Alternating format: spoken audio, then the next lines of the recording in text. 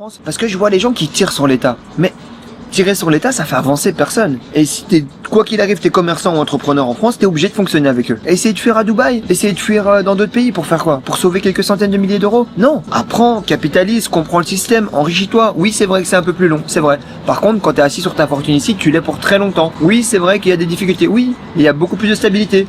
Oui, c'est vrai qu'il y a ça. Oui, mais il y a des aides de l'État qu'il n'y a pas autre part. Je vais vous prendre un exemple concret. Un de mes associés, qui a pour moi une des carrières entrepreneuriales les plus spectaculaires, il avait une boîte qui développait des dizaines de millions d'euros de chiffre d'affaires, beaucoup d'emplois en France. Pendant le Covid, il était présent dans 14 pays. Les 2 pays qui l'ont aidé, c'est la Belgique et la France. Donc, encore une fois, pour moi, en fait, ce qui a créé le système, même pour les entrepreneurs, c'est des assistés. Et des assistés qui, malheureusement, ne veulent rien faire et apprendre.